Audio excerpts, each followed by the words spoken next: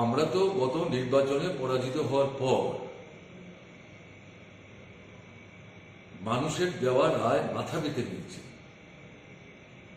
বিধানসভা বৈঠকে যাওয়ার আগেই আমি যেদিন আমার পদত্যাগপত্র তৎকালীন রাজ্যপালের কাছে তুলে দিয়েছি, ওখান থেকে নেমে আসবার সময় সিঁড়ির মুখেই সাংবাদিক বন্ধুরা আমাকে নানা প্রশ্ন করেছেন, তাতে পরিষ্কার বলেছে আমরা পরাজিত হয়েছি। মানুষ আমাদের পরিবর্তন করেছেন, নতুন সরকার এনেছেন, নতুন সরকার অনেকগুলি প্রতিশ্রুতি দিয়েছেন। আমরা এই প্রতিশ্রুতিগুলি রূপায়ণ করার ক্ষেত্রে তারা যদি ইতিবাচক পদক্ষেপ গ্রহণ করে আমরা তাদেরকে সর্বতভাবে সমর্থন করব।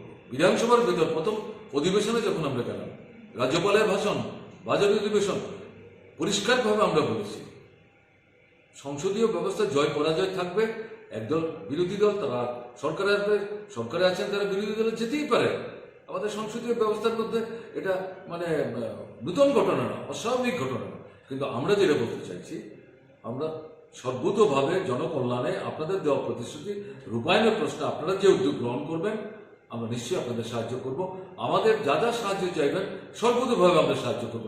ইভেন বাজেট বক্তৃতা করার সময় প্রথমবার বলেছি যে অনেকগুলি বিষয় বলেছেন, এগুলি করতে গেলে প্রচুর টাকা লাগবে, এই টাকাটা ত্রিপুরায় সংগ্রহ করা কঠিন, এবং এই সরকারের তহবিল সম্পর্কে আমাদের ধারণা আছে। এখানে যদি কেন্দ্রীয় সরকার সাহায্য না করে এই সরকার এগুলি কি করে বাস্তবায়িত করবেন? এই প্রশ্নে কেন্দ্রের উপর চাপ সৃষ্টি করতে হবে, এবং সেখানে শাসক দল বিরোধী দল একসাথে মিলে যেতে আমাদের কোনো আপত্তি নেই। প্রথম থেকে বলেছি, আমরা শুনেছি আমাদের কথা, একটি কথাও মুখে বলেছে, কিন্তু একটি জায়গাতেও তো আমাদের পরামর্শ তারা গ্রহণ করবে। একটি জায়গাতে দৃষ্টান্ত জানি আমি একটার পর একটা দৃষ্টান্ত দিতে পারব। এখন মানিকবাবু তিনি নতুন করে মুখ্যমন্ত্রীর দায়িত্ব নিয়েছেন, তিনি যে আবেদন রেখেছেন তার আবেদনের পরিপ্রেক্ষিতে বলব, অতীতের আবেদন এবং কর্মক্ষেত্রে যে অভিজ্ঞতা এর মধ্যে কোনো মিল নাই। মানিকবাবু যদি নতুন মুখ্যমন্ত্রীর দায়িত্ব নিয়ে আন্তরিকভাবে বিরোধীদের সাহায্য নিয়ে রাজ্যের এবং রাজ্যের জনগণের স্বার্থে কাজ করতে চান, নিশ্চয়ই আমরা তাকে সহযোগিতা করব। কিন্তু এখানে তার কাছে যেটা আমাদের বক্তব্য থাকবে, প্রথম হচ্ছে সন্ত্রাস বন্ধ করতে হবে,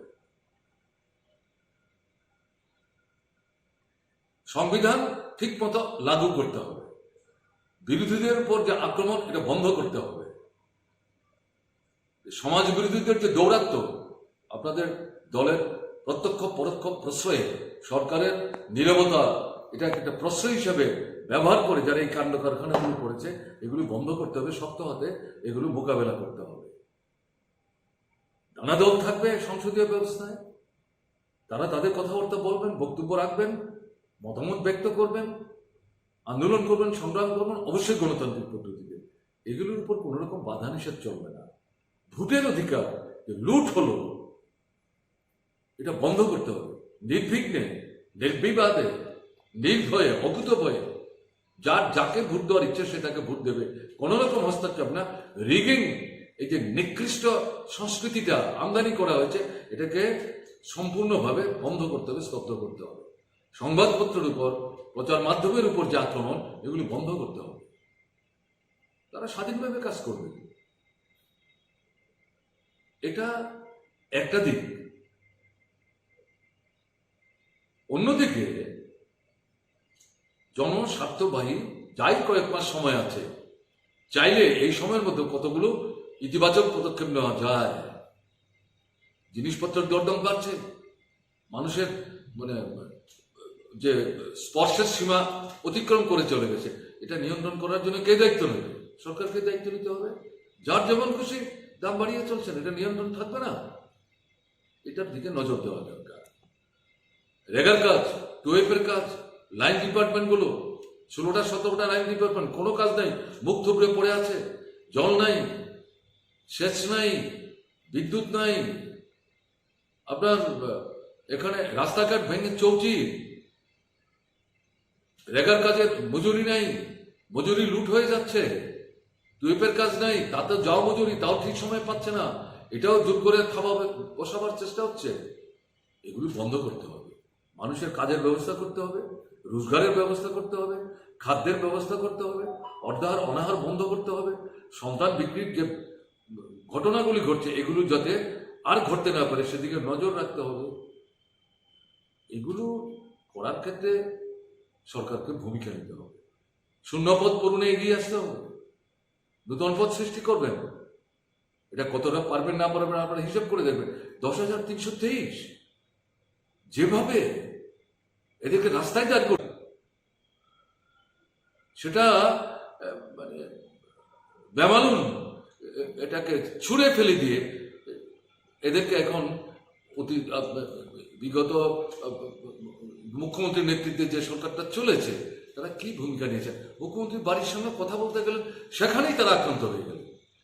এটা বন্ধ হওয়া দরকার। তাদেরকে কাজে ফিরিয়ে নিন। এখানে 130টা 32টা শিক্ষক তারা মারা গেছে, তাদের পরিবারগুলো কি করে বাঁচবে? এই পরিবারগুলো একটা বিকল্প ব্যবস্থা করা দরকার।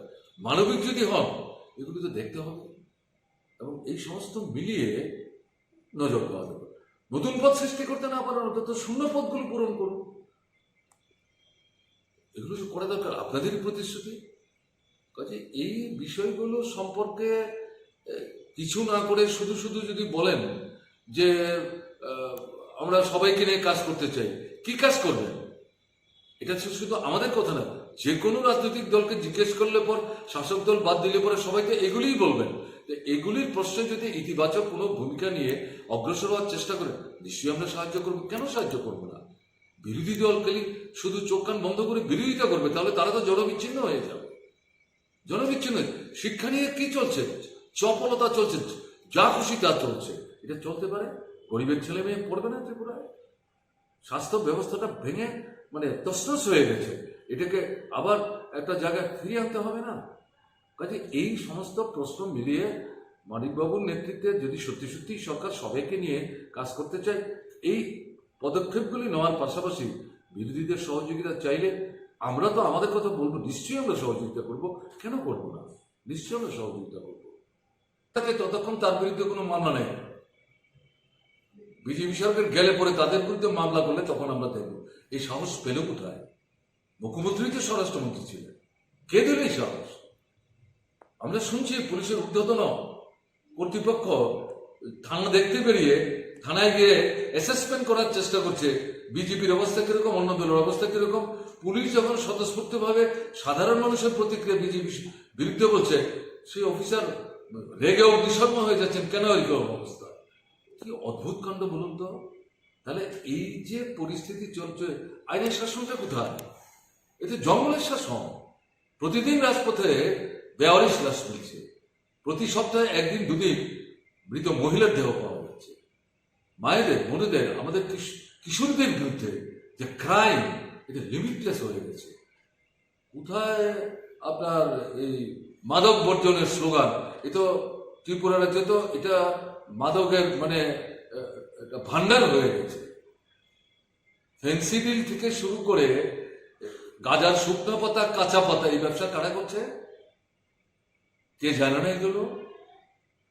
এই স্লোগানটা আমার মনে হচ্ছে এই জাতীয় কার্যকলাপ যে বাড়বেই শাসনে, এই সম্পর্কে মানুষের মধ্যে বিভ্রান্তি তৈরি করবার জন্য মনে হয়েছে। এখন তো পরিষ্কার যে স্লোগানটা দেওয়া হয়েছে। এই পরিস্থিতির মধ্যে দাঁড়িয়ে এই তো জঙ্গলের শাসন চলছে। মানুষ তো বোকা না, প্রচন্ড খুব মানুষের মধ্যে বেড়ে গেছে। আরে কি হলো এটা? কি করলাম? সর্বনাশ করে ফেলেছে, বিশ্বাস হারিয়ে ফেলেছে, আস্থা হারিয়ে ফেলেছে, ক্ষোভ বাড়ছে, ঘৃণা বাড়ছে। এরকম একটা জায়গায় দাঁড়িয়ে যখন বুঝতে পারছে মাটি প্রচন্ড গরম হয়ে গেছে, মানুষ সময়ের অপেক্ষা দিন গুনছে, এই জায়গায় অস্তিত্ব রক্ষার যে সংকট তৈরি হয়েছে, এটা মানে মুখ বদল করে মানুষের দৃষ্টি অন্যদিকে ঘুরিয়ে দিয়ে মানুষকে আবার বিভ্রান্ত করার একটা কৌশল, ট্রিকারাস মুভ আমি বলবো। এই পথে যা চাইছেন তা করতে পারবেন যদি বিজেপি নেতৃত্ব মনে করেন, তাহলে ভুল করছেন। ত্রিপুরার মানুষ এত বোকা না। মুখ পাল্টে কি হবে? এত নীতি পরিবর্তন করতে হবে। মানুষ শান্তি চায়, গণতন্ত্র চায়, সংবিধান ঠিকমতো লাগু হোক চায়, ভোটের অধিকার চায়, নাগরিক অধিকার চায়, সংবাদ মাধ্যমের স্বাধীনতা চায়, কাজ চায়, রোজগার চায়, খাদ্য চায়, ভিক্ষাবৃত্তি না, বঞ্চবৃত্তি না, এগুলো নিশ্চয়তা চায়, গ্যারান্টি চায়।